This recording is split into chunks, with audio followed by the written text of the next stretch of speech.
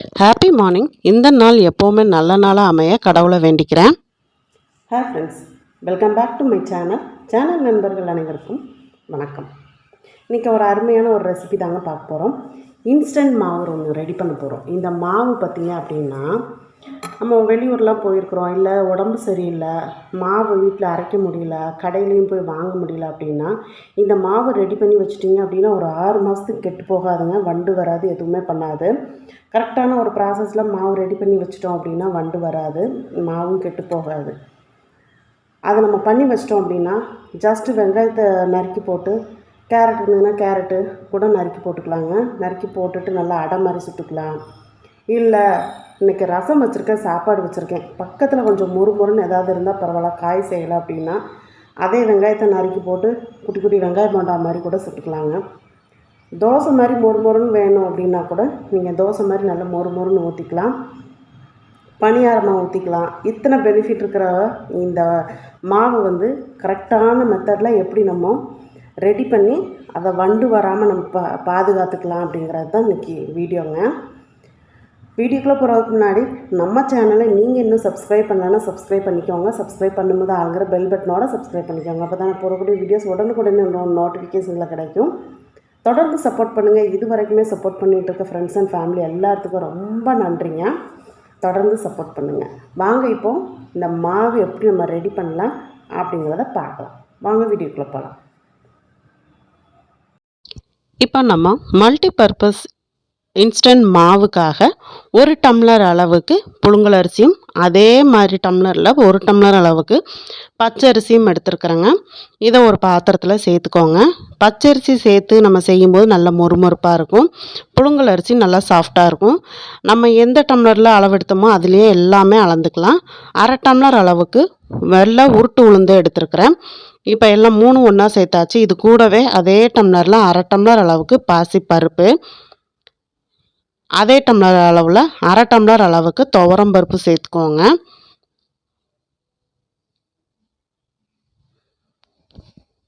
இப்போ அதே டம்ளர் அளவுக்கு 1/2 டம்ளர் அளவுக்கு கடலைப்பருப்பு சேர்த்துக்கோங்க. குறிப்பாக டயபெட்டிக் இருக்கிறவங்களுக்கு இந்த இன்ஸ்டன்ட் மாவு ரொம்பவே ஹெல்ப் பண்ணுங்க. அடையாவோ, தோசையாவோ, பணியாரமாவோ எதுவாக வேணாலும் நம்ம அவங்களுக்கு டக்குன்னு செஞ்சு கொடுக்க முடியும். குட்டியாக 2 அடை சாப்பிட்டாலும் நல்ல வயிறு ஃபுல்ஃபில் ஆகுங்க. இப்போது நம்ம இது கூடவே ஒரு 1.5 ஸ்பூன் அளவுக்கு வெந்தயம் சேர்த்துக்கலாம்.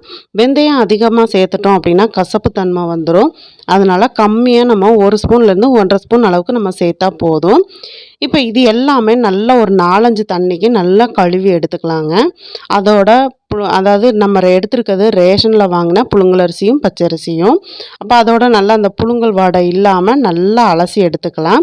இது கூட நீங்கள் ரேஷன் அரிசி இல்லை அப்படின்னா கூட நீங்கள் புழுங்கல் அரிசிக்கு பதிலாக இட்லி அரிசி கூட நீங்கள் 1 டம்ளர் சேர்த்துக்கலாம். பச்சரிசி 1 டம்ளரும் இட்லி அரிசி 1 டம்ளரும் சேர்த்துக்கோங்க. அல்லது இட்லி அரிசிக்கும் இல்லைங்க சாப்பாட்டு அரிசி தான் இருக்குது அப்படின்னா கூட நீங்கள் 1 டம்ளர் அளவுக்கு சாப்பாட்டு அரிசி சேர்த்துக்கோங்க. இப்போ இது நல்லா 4-5 தண்ணிக்கு நல்லா கழுவியாச்சு. இப்போ இந்த அரிசி குறைஞ்சது ஒரு 5 மணி நேரம் நம்ம ஊற வைக்கணுங்க. ஊற வச்சுட்டு இந்த மாவு ரெடி பண்ணுறப்போ நமக்கு நல்ல சாஃப்டான டேஸ்டியான, நமக்கு எப்படி மொறுமொறுன்னு வேணும்னாலும் மொறுமொறுன்னு கிடைக்கும், சாஃப்டாக வேணாலும் சாஃப்டாக கிடைக்கும். இப்போ 5 மணி நேரம் கழித்து நம்ம மூடியை ஓப்பன் பண்ணலாம். பருப்பில் இருந்து அரிசி, உளுந்து எல்லாமே நல்லா ஊறி இருக்குது. இப்போ இந்த தண்ணியை சுத்தமாக வடிச்சிடணும். இந்த மாதிரி நல்லா சுத்தமாக வடிச்சிட்டு இந்த மாதிரி அகலமான ஒரு தாம்பலத்தில் நல்லா பரத்தி விட்டுக்கோங்க. சப்போஸ் உங்களுக்கு மொட்டை மாடி இல்லை, வெயிலில் காய வைக்க முடியாது அப்படின்னு சொன்னால் நல்ல ஒரு ட்ரை கிளாத்தை நல்லா ஒரு டேபிள் மேலே விரிச்சிட்டு இந்த அரிசியை நல்லா பரத்தி விட்டுட்டிங்க அப்படின்னா நல்லா கையில் எடுக்கும்போது கொஞ்சம் கூட ஒட்டாத அளவுக்கு நல்லா காயணும். நான் இப்போ அடிக்கிற வெயிலுக்கு இது நல்லா சூப்பராக இந்த தாம்பலத்தில் பரத்தி கொண்டு போய் மொட்டை மாடியில் வச்சுட்டேன் அப்படின்னா நல்லா மொறுன்னு காஞ்சிருங்க. அரிசியை பொறுத்த வரைக்கும் சீக்கிரம் காஞ்சிரும். பருப்பு நல்லாவே உணங்கி வரணும். கையில் எடுத்தோம் அப்படின்னா கொஞ்சம் கூட ஈரம் இல்லாத அளவுக்கு நம்ம காய வைக்கணும். அப்போ தான் நம்ம 6 மாதம் வரைக்கும் கூட ஸ்டோர் பண்ண முடியும். நம்ம புட்டுக்கெல்லாம் பச்சரிசியை நம்ம ஊற வச்சுட்டு ட்ரை கிளாத்தில் போட்டு நிழலில் காய வைப்போம் இல்லையா, இது வெயிலில் காய வைக்கணும்.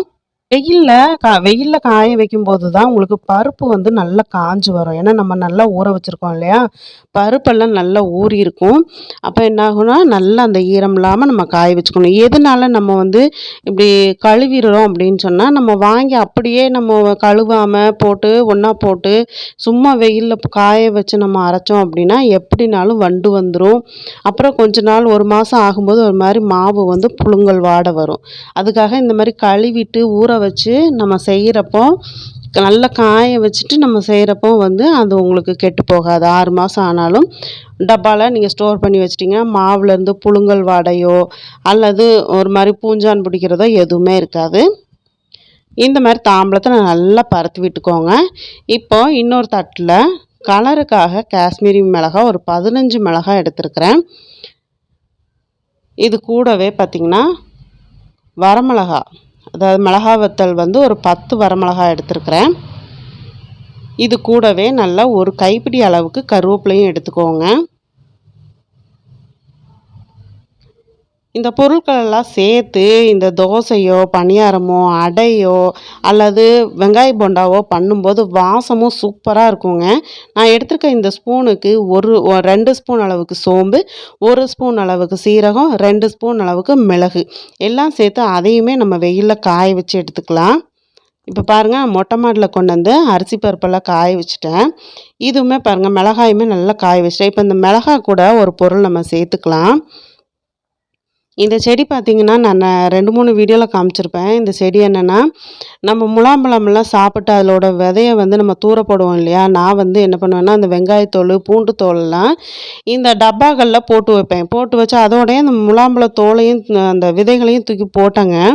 அது வந்து நல்லா கொடி படர்ந்து காய் காய்க்க ஆரம்பிச்சிருச்சு. பூ பூத்து காய் காய்க்க ஆரம்பிச்சிருச்சு. பார்க்கவே சூப்பராக இருக்குது. இது வந்து ஒரு ஃப்ரிட்ஜு டோரு. இதில் போட்டங்காட்டிக்கும் நல்லா படர்ந்து வந்திருக்குது. இதுலேயே புதினா இருக்குது. அப்புறம் ரம்ப இலை வந்து ஆல்ரெடி நான் செடி வச்சுருக்கிறேன். அதெல்லாம் நல்லா சூப்பராக பார்க்குறக்கே ரொம்ப நல்லா இருக்குதுங்க. இப்போ இது கூட நம்ம என்ன பண்ண போகிறோம் அப்படின்னா, முருங்கை இலை தான் நம்ம உருவி கொஞ்சம் காய வைக்க போகிறோம். முருங்கை வந்து நான் விதை போட்டு தொட்டியில் முருங்கை செடி வந்து வீட்டில் இருக்குது. முருங்கை செடிக்கும் மரத்துக்கும் நம்ம மரம் வந்து நம்ம தரையில் நடணும். செடி வந்து நம்ம தொட்டியில் நட்டு விதை போட்டோன்னா வளர்ந்துரும். அதுலேருந்து இந்த பாருங்கள் 2 குச்சியை மட்டும் எடுத்து இப்போ இந்த குச்சியை வந்து இப்படியே நம்ம உருவிட்டு இந்த கருவேப்பிலை வத்தலெல்லாம் வச்சுருக்கோம்ல அதில் காய வச்சிட்டோம் அப்படின்னா நல்லா காஞ்சிரும். பாருங்கள், 2 நாள் காய வச்சுங்க. 2 நாள் காய வச்சு நல்லா காஞ்சிருச்சு. கையில் எடுக்கும்போது அப்படியே சலசலன்னு சவுண்டு வரும். அந்த அளவுக்கு நல்லா மொறு மொறுன்னு காய வச்சுக்கணும். அப்போ தான் பருப்பெல்லாம் வந்து சீக்கிரம் பூஞ்சான் பிடிக்காமல் இருக்கும். மிஷினில் கொண்டு போய் அரைக்கிறதுக்காக ஒரு டப்பாவில் நான் எடுத்து கொட்டிக்கிட்டேன். இது கூடவே பார்த்திங்கன்னா, இந்த மிளகா வத்தல், கருவேப்பிலை, முருங்கை இலையெல்லாம் காய வச்சோம் இல்லையா? சோம்பு, அப்புறம் சீரகம், மிளகாலாம் எடுத்தோம். இந்த காம்பு கிள்ளிட்டோம் அப்படின்னு சொன்னால் அந்த மிஷினில் வந்து நல்லா அரைச்சி கொடுத்துருவாங்க. காம்பை கிள்ளிடலாம். மிளகாயோட காம்பெல்லாம் கிள்ளிட்டு அதையுமே நம்ம சேர்த்துக்கிட்டோம். இது கூட பார்த்திங்கன்னா ஒரு 2 ஸ்பூன் அளவுக்கு மஞ்சள் தூள் சேர்த்துக்கோங்க. நான் வந்து ஹோம்மேட் மஞ்சத்தூள் தாங்க யூஸ் பண்ணுவேன். அது என்னென்னா, விரலி மஞ்சள் வாங்கி நல்லா தட்டிட்டு யூஸ் பண்ணுவேங்க. மிஷினில் கொடுத்து அரைச்சி வச்சுக்குவேன். இப்போ பாருங்கள், மிஷினில் கொடுத்து மாவை அரைச்சி வாங்கிட்டு வந்துட்டேன். இப்போ இதே தாம்பலத்தில் கொட்டி ஓவர் நைட் அப்படியே ஆற விட்டுருங்க. நம்ம சூட்டோட மாவு வச்சோம் அப்படின்னா அடியில் வந்து அப்படியே பூஞ்சான் பிடிக்க ஆரம்பிச்சிரும். அதனால் கெட்டு போயிடுங்க மாவு. அதனால் இந்த மாதிரி தாம்பலத்தில் கொட்டி நம்ம கோதுமைலாம் அரைச்சிட்டு வந்தோன்னா எப்படி காய வைப்போம், அந்த மாதிரி தட்டில் கொட்டி நல்லா ஆற விட்டுட்டு அதுக்கப்புறம் மறுநாள் காலையில் நம்ம எடுத்து டப்பாவில் ஸ்டோர் பண்ணிக்கலாம். அப்படி வாசமாக இருந்தது. தட்டில் கொட்டுனதுமே அந்த மாவோட வாசம் சூப்பராக இருந்தது. எங்கள் பையனெல்லாம் வந்துட்டு, அம்மா எனக்கு 2 அடை சுட்டு தாங்கம்மா, தோசை வேண்டான்னு சொல்லிட்டான். உடனே இது வந்து மறுநாள் காலையில் அந்த எடுத்தேங்க. கொஞ்சமாக வந்து நான் மாவு பவுலில் எடுத்து கரைச்சிட்டு, இது வந்து உங்களுக்கு சுடுறதுக்காக காலையில் டைமில், அதுவும் என் பொண்ணும் கிளம்பிட்டும் இருந்தாங்க. அந்த டைமில் அவங்களுக்கு டிஃபன் கொடுக்கணுங்கிறதுக்காகவும் கொஞ்சம் ஒரு 4 கரண்டி மாவு எடுத்துகிட்டு தேவையான அளவுக்கு உப்பு சேர்த்துக்கிட்டேன். சேர்த்துட்டு நல்லா தோசை மாவு பதத்துக்கு கரைச்சி எடுத்துக்கலாங்க. தக்காளி சட்னியோடு வச்சு சாப்பிட்றதுக்கு சும்மா செம்ம டேஸ்ட்டாக இருந்துச்சு. தக்காளி சட்னி அல்லது வெங்காய சட்னி, நல்ல ஒரு கார சட்னியெல்லாம் வச்சு சாப்பிட்டு பாருங்கள், ரொம்ப சூப்பராக இருக்கும். கட்டிகள் இல்லாமல் ஒன்று போல் நல்லா இந்த மாதிரி கரைச்சி விட்டுக்கோங்க. இந்த பதத்துக்கு நல்லா இந்த மாதிரி கரைச்சிக்கோங்க. மஞ்சத்தூள்லாம் சேர்த்துருக்கிறதுனால ரொம்ப பார்க்கவே நல்லா கலராக இருந்துச்சு. அதுவும் இல்லாமல் நம்ம வந்து இதில் மிளகாத்தூள் சேர்த்துருக்கறனால மிளகா நறுக்கி போட வேண்டாம். நான் வந்து தேவையான அளவுக்கு பொடியாக நறுக்கினா பெரிய வெங்காயம் சேர்த்துக்கிட்டேன். இது கூடவே ஒரு 2 கேரட்டை துருவி சேர்த்துக்கிட்டேங்க. சேர்த்துட்டு நல்லா ஒன்று போல் கலந்து விட்டுக்கலாம். ரொம்ப கெட்டியாக இருக்குது அப்படின்னா கொஞ்சமாக தண்ணி சேர்த்து நல்லா கரைச்சி விட்டுக்கோங்க. நமக்கு எடுத்து ஊற்றுனா ரொம்பவும் தண்ணியாக இருக்கக்கூடாது. நம்ம தோசைக்கெல்லாம் நம்ம எப்படி கரைப்போமோ அந்த மாதிரி கரைச்சி வச்சுக்கலாம்.